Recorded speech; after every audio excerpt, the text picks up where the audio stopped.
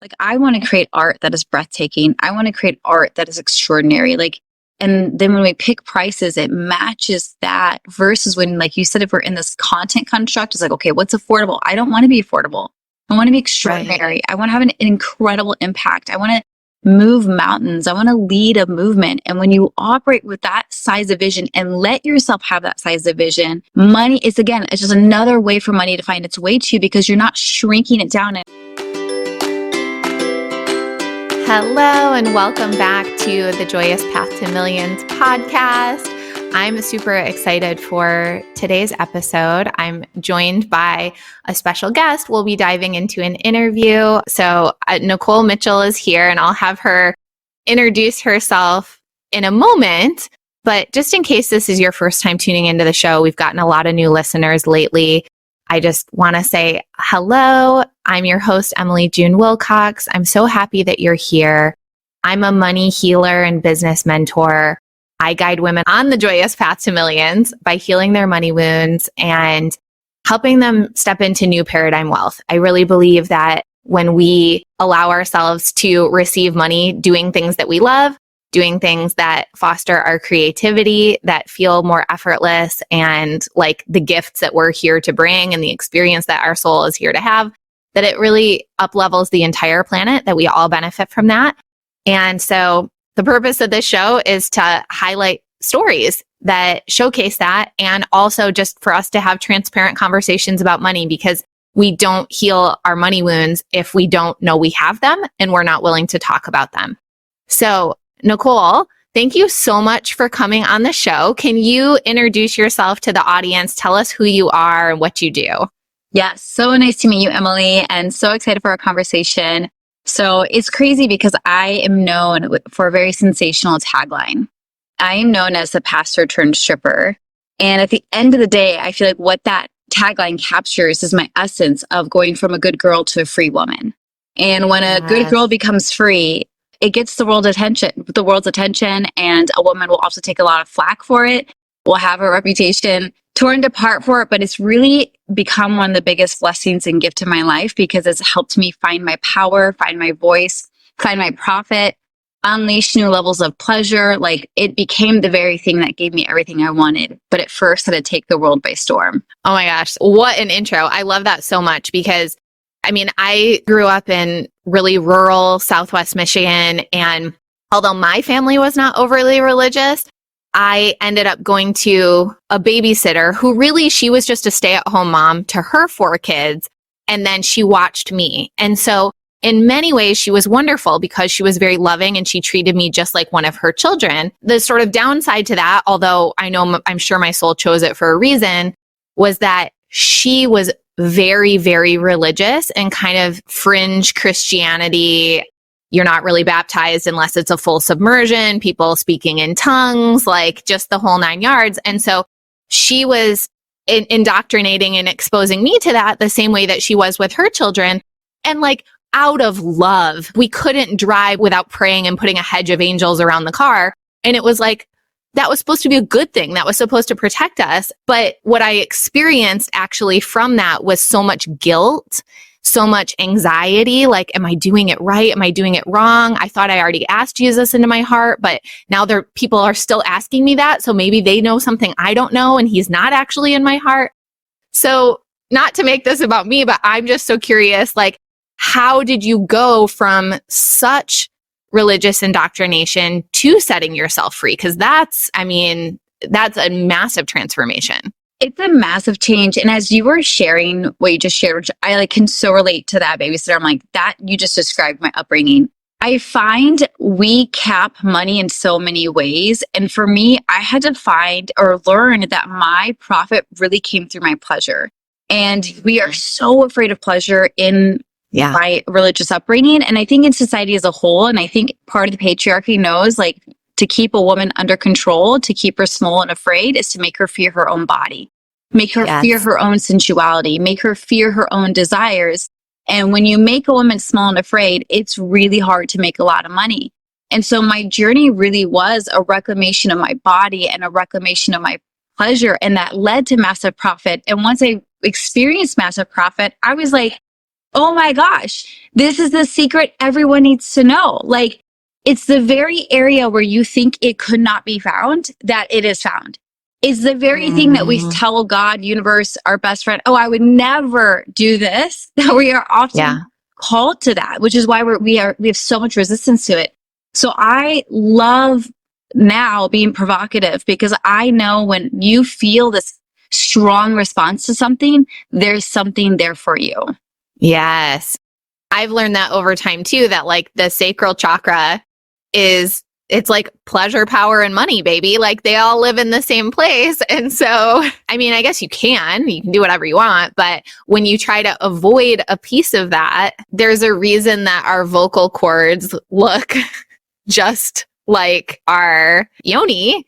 And it's like when we're suppressed sexually, usually our throat chakra is also closed down as well. So like, did you have a moment when you were like, I don't care who judges me, like I have to explore who I actually am? Like, tell me more about that. Yeah, I think we all reached that point. I think I was very, very dedicated to the script that had been passed down to me, that my job was to be a good girl, marry a good man, be a good wife, and be a good mother. Like that was the pinnacle of my entire experience, was to be good for everybody else. My desires, my pleasure, my being was never taken into consideration. And I devoted myself to that script because I thought, this is it. So I married a good man. I had 3 babies. I was a stay-at-home mother, and I was absolutely miserable. And I felt duped and I felt lied to. Like I had spent my entire life, all 4 years at college, even graduate school, like on this mission to meet the best man and be the best mother. And then I arrive and it's nothing like they said it would be. And there was a little bit of an unraveling there.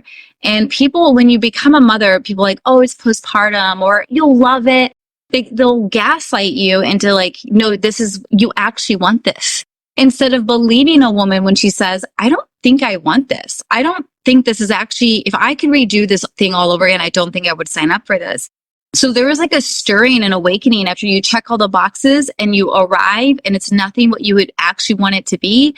It forces you to question and reevaluate and reflect and like, okay, if this isn't it, what is? And so at that point, I was willing, because I was so miserable and felt so duped, I was willing to walk away from it all. And I was equally terrified. I was partially thrilled, mostly terrified to feel like I'd been lied to my whole life, because now what do I know to be true? What even is true if my core truths that were passed down to me feel like lies to me? And so I gave myself permission to be like Elsa. It's literally how I felt. I'm like, go into the unknown, let it go, see what you discover about yourself. And in my tagline makes it sound like I found it overnight. It was a 2-year journey of releasing and letting go and crying and being afraid and being scared and being excited and really returning to my body and like these desires that had always been there, but I had to stuff them down in order to be a good girl. And then they came rising to the surface. And now I had a decision to make about what to do with those desires. Wow. So all of this exploration is happening after you're a mother of 3. Mm-hmm. I mean, I just bow down because you talk about the levels of conditioning, and there's religious conditioning, and then there's good girl conditioning, but then there's also all kinds of conditioning on like what's appropriate and acceptable once you're a mom. And like, I remember even in childhood, if a mom wore a bikini instead of like a one piece, that was like, oh, who does she think she is? Like, she's a mother. Like, there's these ideas that like, once you're a mother, you should be even like more conservative. Mm-hmm.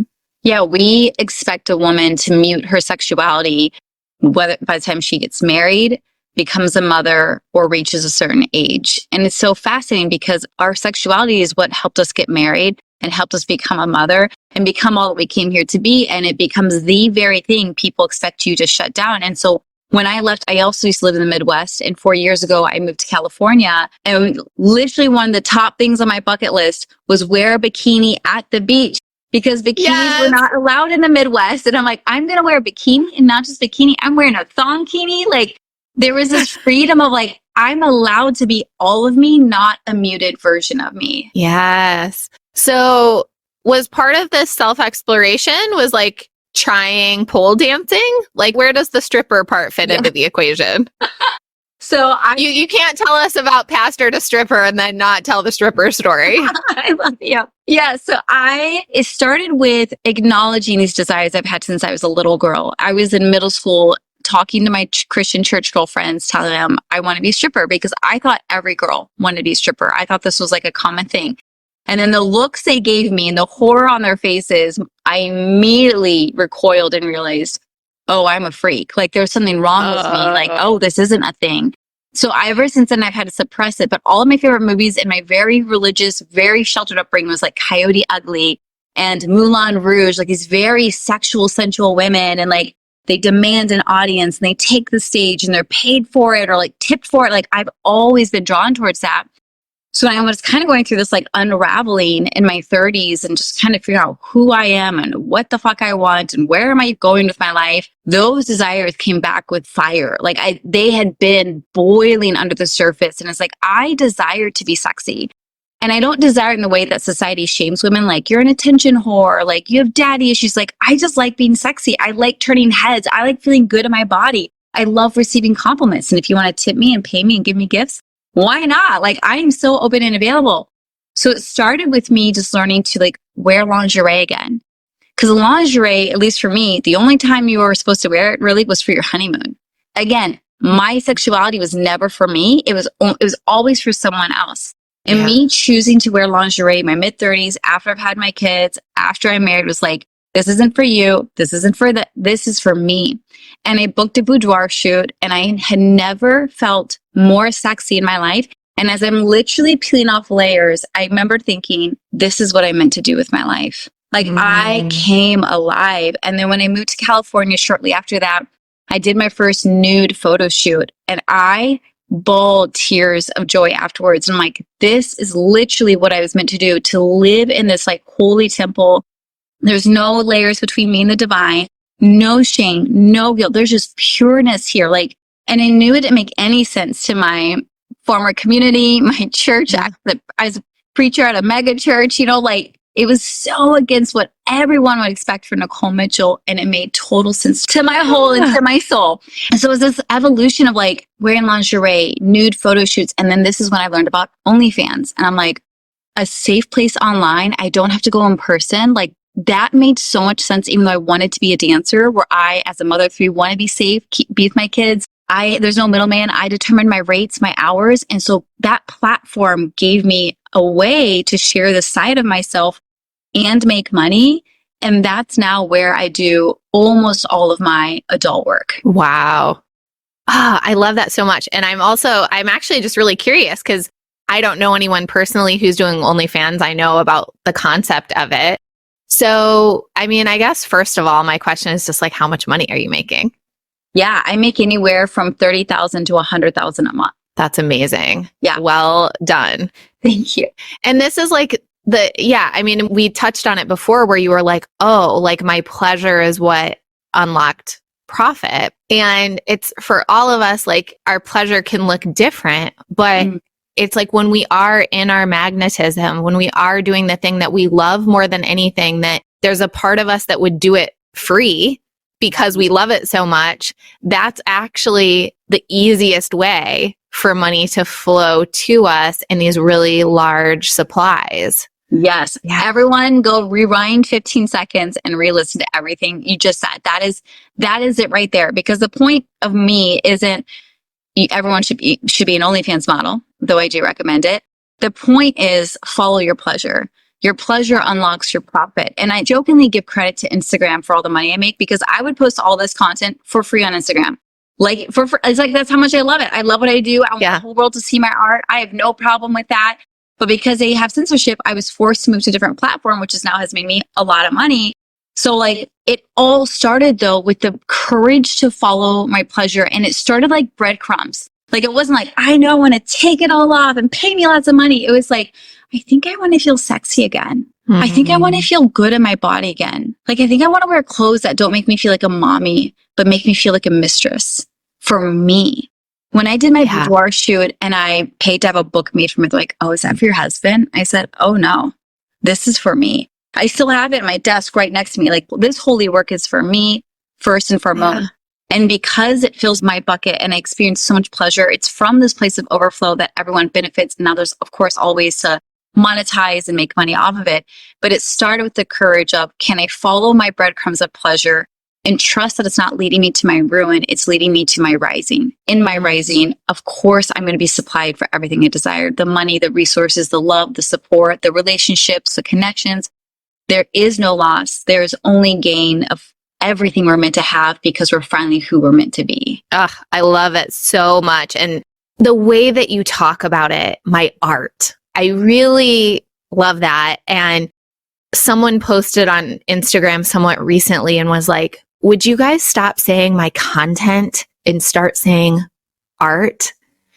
And I really loved that shift because it is true that often our art is our content, but also that our content is our art. But when we use the word art, it's like, it feels so much more devotional and it feels far less, there's no quota on art.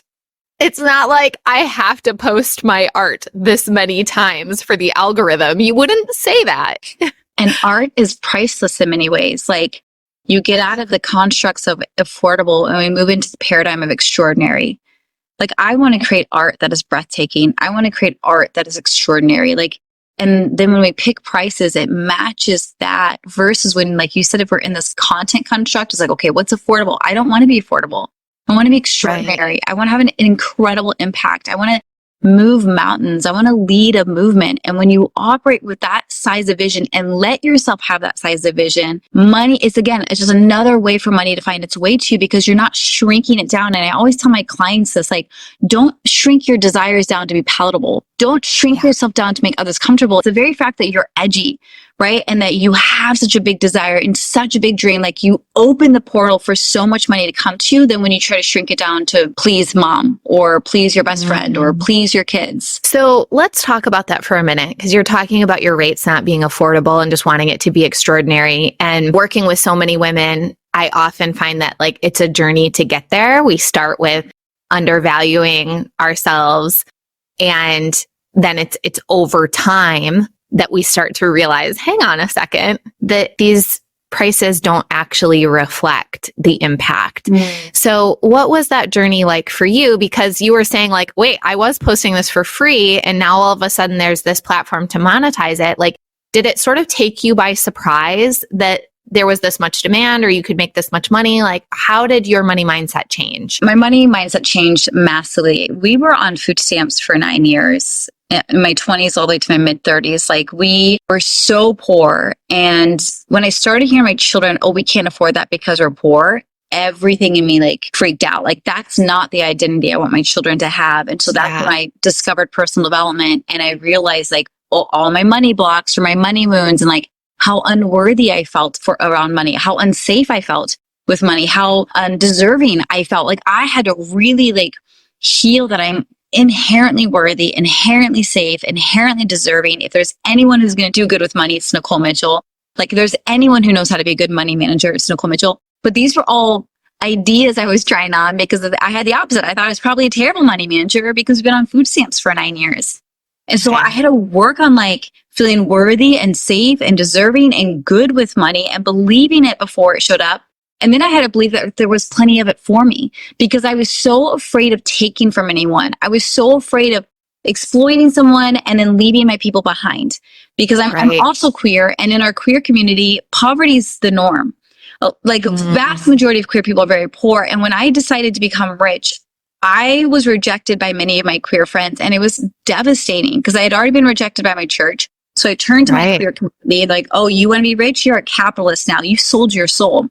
And they pushed me out. And then when I was posting online about healing your money mindset and changing your life and making money, they would come after me publicly on Facebook and like attack me. And it was so painful.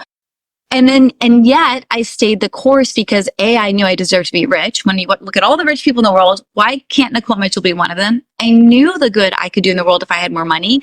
And I stayed the course. And what's so crazy is some of the very people that came after me publicly on Facebook signed up to become my clients. After a year of tormenting me and watching me, they realized this isn't a fluke. She isn't a fraud. holy crap, she did it. Can I work with you, Nikole? And you show me, which was like one of the most redeeming moments of my career. Yes. It's like there was so much pushback, but at the end of the day, you are the only one who knows what's meant for you. You are the only one who knows what you're capable of. And I reached a point where I was so sick and tired of being told what I could and could not do with my money, with my body, with my life, with my freedom, that I reached a point of like, I do care what you think, but I care now more about what I think. Right. I love that you use the word redeeming and redemption, because this is something that I teach inside of Money Moon Medicine too. But like, we have to heal our own judgments about rich people, and we've got to forgive ourselves for like the projections that we've put on them.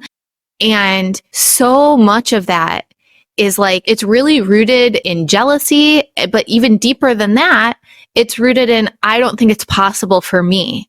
And that is so deeply painful when you see someone else have something or doing something that you really, really want and you don't think it's possible for you, that out of self-protection, you make the other person wrong, because that just feels so much better to make them wrong than to really sit with like, oh my God, I want that so bad. And I don't know if I can ever have it. And so like to have people go through that transformation with you, from telling you you're wrong for wanting it to acknowledging their own jealousy, acknowledging their own desire for it, and then actually going through that forgiveness process with you and learning from you so that they can do their version of it. I mean, that it's just so incredible. It's huge. It's huge on their part. And this is something I love. Like a long time ago, I stopped trying to convince anyone of anything. I'm not here to convince. I'm here to be. And if that inspires you, you are welcome to join the ride. If that triggers you and pisses you off, you are welcome to unfollow and unfriend me. Because I notice the moment I go into convincing mode, it does the opposite, right? It pushes people away. Right. It makes them dig in their heels. Same thing that you try to convince me something I don't believe in, I'm going to dig in my heels. I'm very competitive. I love being right. And then I reached this point where I realized two things. One, it feels really, really good to trust the genius and the timing in the other. Even if they're coming against me, I just surrendered them to their timeline. They're not ready yet. So why am I going to try to engage and convince them? Because I wasn't ready a few years before that. I was so convinced I was a victim of my story. I was so convinced the whole world was against me. I was so mad that I was on food stamps. I was not available for a different paradigm. I was not available for a different reality. Neither were these people. So I just surrendered them to their own timing, to their own genius. And because I view them as a genius of their own life, because I believe we all have a genius inside of us. I think people feel that in my world. Like, you're so freaking smart. You're so freaking capable. You are so freaking wise. No matter where on the money journey you are, you have something amazing to offer the world. And like, I remember wanting to have a lot of money and I was treated like I was dumb.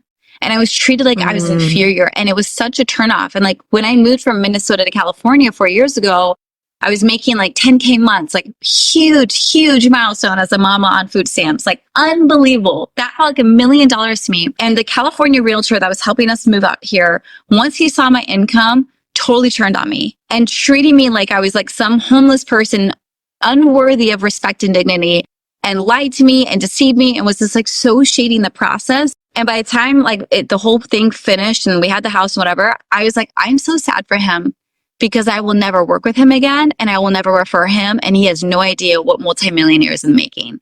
He has no idea, because he decided to treat me as a certain way because of where I was in my money journey. So in my world, when people step into my world, no matter where you are on your money journey, you are a genius. You are so so wise. And I actually want to know that. Like, tell me, teach me, what is your perspective? What is your understanding? Because you have something to offer. So that has helped turn some of my haters into my biggest fans, because I treat them according to their geniusness and not their level currently. Because where you are is not ultimately who you are. It is just where you are, and you are so much more and bigger than that. I love it. So much wisdom there. So I'm curious, as you were stepping into the OnlyFans journey, you're starting to make good money, and forgive my ignorance in this question, but was there ever, like, I don't know if people are paying for like a specific photo or specific video, or if it's like more of a membership, but I'm curious if there was like ever something that you posted or like a special thing that people could access by paying more money that made you a bunch of money and like totally caught you off guard. Because I feel like I've read something on the internet of like someone who I feel like she made like 30 grand by letting people watch like a video of her sleeping. And I was like, okay, that woman's a genius because we all sleep every night. And she just made 30 grand doing that. So I'm curious if you have like any equivalent kinds of stories. Gosh, I love that. And again, it just shows you can make money literally doing anything or nothing. Literally anything. Or grinding or posing with clothes off or being fully clothed. Like there's just no rules when it comes to money. And this is like the biggest mind breakthrough I had is like we were taught, at least I was taught money can only be made 9 to 5. You work hard, you grind hard, you're exhausted. You probably won't make enough, but at least you'll make barely enough to survive, but you'll need to borrow and you'll need like that was the only way you can make money. That is the rules of money. And then you hear stories like this where you're making tens of thousands of dollars for sleeping or this or that. And it's like, holy crap. Anything is freaking possible. Gosh, I make money in so many different ways in my OnlyFans. It is a subscription. It's a membership. And then I have dozens of offers within the membership and people just buy them all the time. God, I'm like trying to think of I'm like, there's so many ways. Like this is like a classic, but I didn't know this again. I'm a naive religious church girl who's very, very sheltered, like buying underwear. I didn't know that was a thing. I didn't understand why someone would buy your underwear, but like people love it. And it's like, okay, like I buy my underwear off of Amazon. It's like, I don't know, $3 or $4 for a pair and I sell them for $125. So you're making over $100 per pair of underwear. And it's just like things like that. People want to buy my used socks. They want to buy my used lingerie. They want to buy my used shoes. So I buy new shoes, I wear them. When they wear out, they pay more than what I paid for those shoes, enough profit for me to buy a new pair.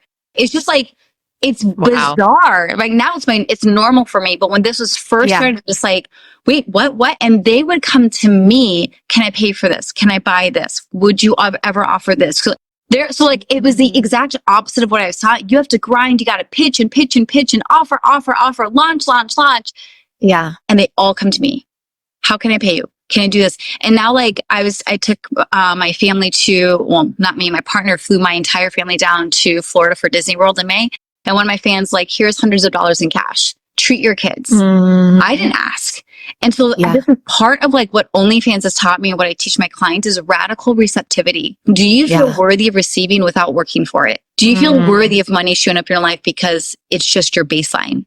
It's just normal. And I feel like my OnlyFans was a baptism into radical receptivity. And it was a complete flip of paradigm. And it's been really healing as someone who's a very hard worker, who's very independent, learning to like soften and like let others step in and bless and provide in ways I never saw coming. It's made it a very holy, sacred, beautiful journey. I love that. Yeah, because it's like we all love to give, but it's so much more fun to give to someone who's a great receiver. Yeah. And you need both energies. And so it's like, if you're not willing to receive or you feel awkward and weird about it, it actually impacts the person that wants to give. Yeah. It's so true. And something my fans will say is like, because I'm very authentic and I'm very genuine, which I think is also, it can be kind of hard to find on OnlyFans because a lot of girls start it just to make money. I started to build a community. And so we have a very thriving community of like hardcore, loyal people. They know me so well. I know them so well. It's very unlike most OnlyFans. So I always tell my most of my female clients sign up for it. They're like, I have to see this. It's pretty magical. And a lot of my OnlyFans subscribers join my coaching programs. There's a lot of like freedom and fluidity and it's because I embody both and you don't have to choose. I can be spiritual and sexual, right? I can be a mom and a model. I can talk about my kids and talk about your kinks. Like I don't have to choose. And I feel like that's like really what I took back from the patriarchy is like, okay, well, you can either be hot or you can be a good mom, right? You can be viewed as sexy and get compliments or you can be taken seriously. And I'm like, who says I have to choose? I take the whole package. But anyway, inside my OnlyFans, when I do live streams, and I do 2 live streams a week because I love live energy, my fans always compliment how whether they give a $5 tip or they give 1,000 in tips, I react the same. It means the world to me that you would part any of your money for me. If you give a $5 tip, I'm like, oh my God, like it means the world to me. And you give $1,000, oh my God, like, and they feel so like received and appreciated and valued. And I don't try to hide or dim my joy. Like I let it blow me away. And a common this price that I make money off of, I cry when I get tipped. So they tip more on purpose to make me cry more because it impacts me that much. I'm like, oh my God. And so now it's a joke in there. They're like, okay, whoever tips first, we're going to keep this tipping train going. So Nicole's bawling her eyes out, and I'm usually bawling my eyes out. And it's like their favorite thing. It's like, I never thought I'd get paid to cry, but like, right. It's legit what happens inside this very special community I have. Thank you for sharing all that. It does feel so special and so sacred. And I think for everyone listening, it's just opening their mind to so many possibilities. Because you know what's interesting? Like having an OnlyFans has healed me in so many ways, and in one massive way in receiving lots of money. For my male subscribers, and I have men, women, and couples in there, which I love, but I do have a vast majority of men. And there's a lot of judgment against men who subscribe. Like they're simps, right? They're losers. They live in their mother's basements, all the dumb stereotypes. My men are very, very successful, devoted partners, devoted parents. Like my OnlyFans has created a healing space for them to receive attention and appreciation and pleasure. Like for me, it was about receiving money, and for them, it's about exploring the side, because we talk about how, you know, in the adult industry, if you go to traditional porn sites, for example, there's no connection with the creator. There's no community. Right. There's no stories. There's nothing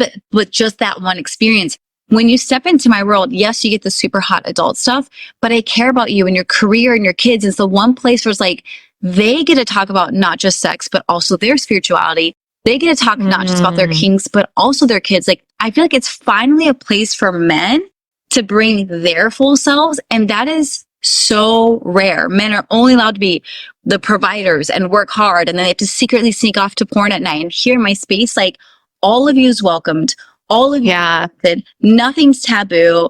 Like it's been incredibly healing for them, which is another reason why I love it so much. It makes so much sense as you're saying it. And it's really fascinating because again, there's so much shame and stigma around sexuality that it's like, none of it's okay. It's like, no, you're married, but it needs to be like a very like vanilla kind of relationship. And if you're doing porn, if you're watching porn, that's wrong. And if you're, you know, paying a sex worker, that's wrong. And if you're in OnlyFans, that's wrong. And it's like, well, so again, what's the choice? Is it just suppression? But then the suppression usually comes out in a way that is harmful. And hurts marriages and hurts people. And so it's like to have this place that's very healing, and it's like you're allowed to explore all of it. And it's like, I'm sure I don't know. I'm assuming, you know, there's like a nice boundary, right? Like the fact that it's an online community, there's already a boundary there. You're not in person. I mean, it just creates like a safe space for that kind of exploration. It really does. And what's interesting, fans can book one-on-one calls with me, and probably anywhere between 50 to 80% of them, so like the vast majority of them, is for personal development work. I've had calls like, how do I better pleasure my partner? I feel so insecure when it comes to a vulva. Like, I don't know what to do. They are hiring me to help their relationship. And this is what people don't see. And if their partner found out, they'd probably freak out their partner that they booked a call with me, but it's not at all what they think. Like, they're like, I want to partner. It's like, it's so holy, right? Or they're like, I see you crushing it in your coaching business and on OnlyFans. I want to start my own business. What is your best advice for me? They finally have a place where they can talk about anything and everything and get support from it. And it is right. I'm like, we need more spaces like this for men. And I hope like as more people, like our world is always evolving and there's more freedom, and we're realizing things are a lot less black and white and way more gray and fluid, that we have spaces for men to discover all their sides and ask all their questions and not be afraid of judgment or taboo or shame. Yes. Thank you for doing this work. I really hear you that like you're not here for the convincing energy, and I feel that from you. I actually just feel like a lot of certainty and so much self-love and self-acceptance. I'm curious, has like your extended family come on board with that? You were raised in this very religious upbringing. Have they kind of come along for the journey, or has that been kind of a challenge and you've had to move on to some chosen family? It's been very difficult through the journey because it involved getting divorced all kind of happened around the same time, like OnlyFans, divorce, COVID. There was just a lot of moving pieces. We moved to a different state. So we like left all our friends and family, and people thought we were so crazy. And I understand it was a lot for them to transition. It was a lot for us to transition through. But at least when you're the one going through the transition, you know what's going on underneath.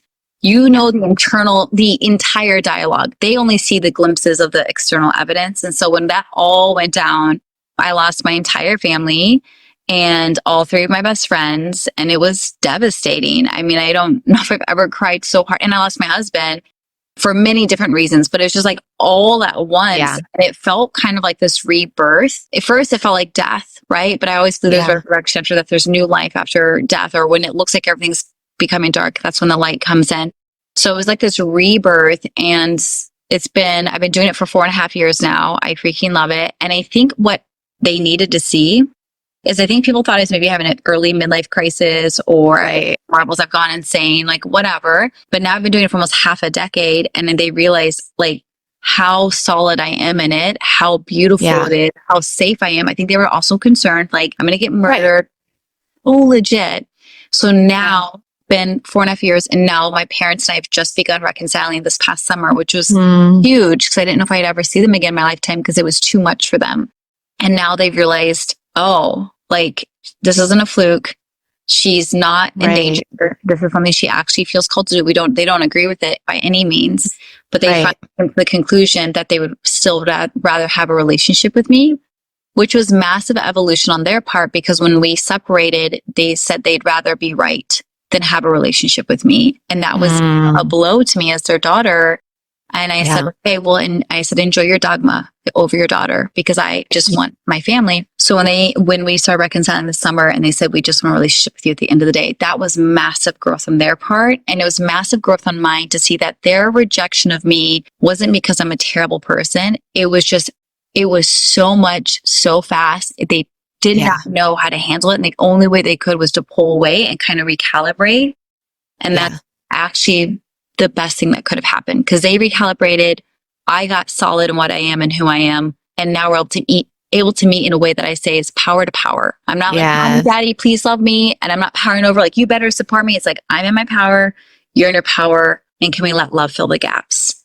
And that's the place to be. Yeah, it reminds me, my favorite oracle deck is called Sacred Rebels by Alana Fairchild. And can't remember exactly what it says on the card, but essentially there's a certain card where it's talking about like, there's like a new idea. And right now it's just like this little sapling, and it actually does need to be protected. But one day it will be an oak tree. And when it's an oak tree, you don't need to protect it anymore. And so I think it's called New Ideas Guarded Vigilantly. And it's like, when you pull that card, like, they're letting you know it actually is okay to decide like who you're sharing this idea with and who you're letting close to it, because it is a little baby and it could get trampled. And so in a way, maybe it served you also, because you got to anchor into this new identity without the past attachments to who you were. And like you said, trying to please your parents, which like runs so deep in all of it. We're biologically hardwired to try and please our parents for our survival. So for you to just like have a little break from that until this idea and this new identity turned into this oak tree. And now it's like everyone feels that oak tree energy. It feels very solid. It feels very certain. And they understand how to interact with it. I totally agree. I think when we try to say, like, when we're not brave enough to release, which often we are called to in many different ways along our journey, we accidentally go into convincing mode. Like, I am okay, Mom and Dad. I am okay, friends. Like, I promise instead of just being okay. So I tell my clients, stop trying to convince them you're okay and get busy being okay. And the evidence will speak for itself. The oak tree will speak for itself. And the way I describe it's like a little hatchling. When you're a little baby chick, like, you're vulnerable to the elements. One tiny gust of wind and you're knocked over and you can't get back up. So your job is to incubate until your legs are strong enough to withstand the storm, or until your roots are deep enough, like the oak tree. Like, I can handle anything now. I've been through the ringer.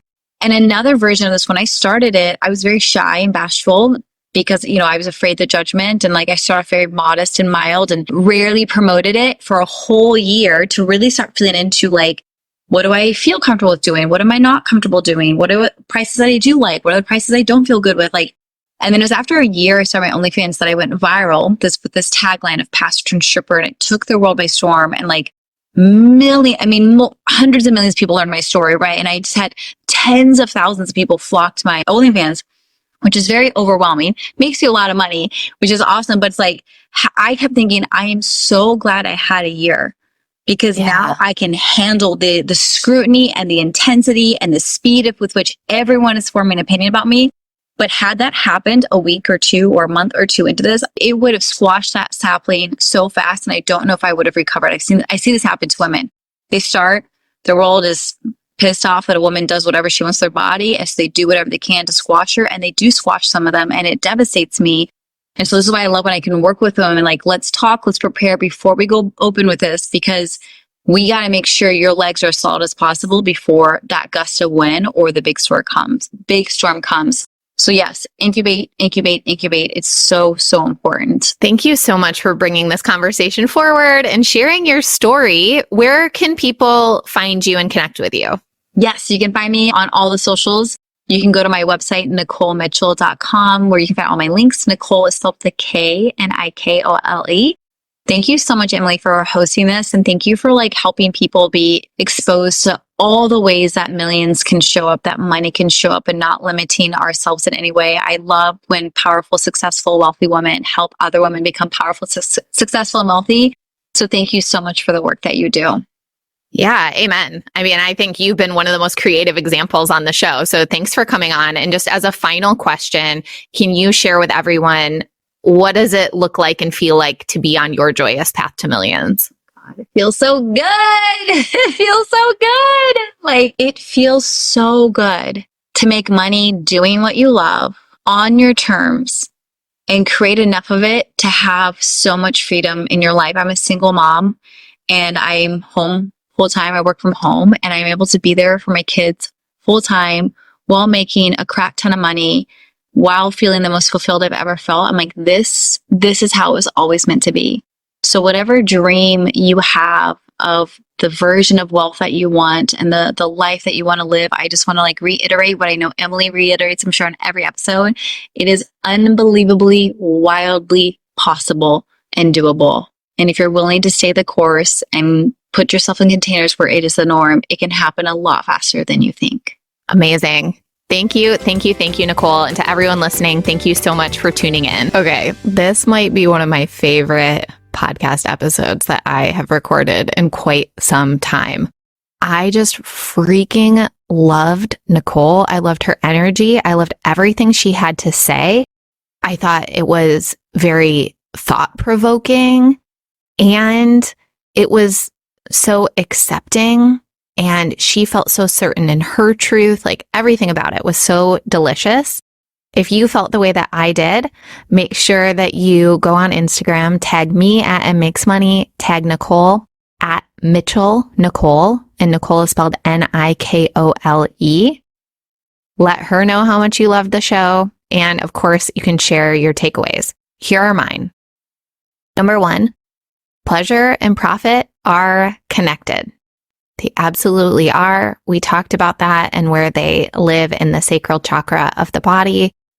But if you're not exploring that connection as a woman, I highly encourage you to start that exploration. Number 2, take control of your one precious life. There was something Nikole said to me, and I think it actually was after we were finished recording when we were just chatting, but she was like, I just realized like 10 years of my life had gone by and I wasn't living where I wanted to live and I wasn't feeling how I wanted to feel. And so I just did something about it. And for her, it was like she picked up and moved from the Midwest to California. But it's true, like no one else is going to make our life happen for us. And if this is our only time here, at least in this body, in this iteration, it's up to us to make it what we want it to be. So if there's something in your life you've been wanting to change and you were just thinking that it would change over time and it hasn't, this is your wake-up call. This is your message from the universe that it's time for you to take control and make the change happen. Number 3, you can make money doing literally anything. And that was probably one of my favorite things about this conversation, is just that reminder and that expansion of possibility. Even if you hate what Nikole does, it doesn't matter. You don't have to do what she does. But just knowing that there are people that want to pay for literally anything is so expansive. Number 4, your work is your art. It's your art. Are you treating it like art? That's a more of a reminder for me probably than anyone else, but maybe you need it too. And number 5, find spaces where you can bring your whole self. To me, that was kind of the secret sauce. And what Nikole has done is she created a space where people could bring their whole selves.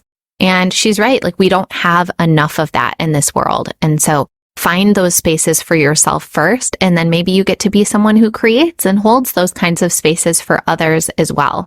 So thank you, as always, for tuning into the show. It is not lost on me that we all have the same number of hours in the day, that our time is our most precious resource. And the fact that you spent it with me and with Nikole is, just something to be grateful for.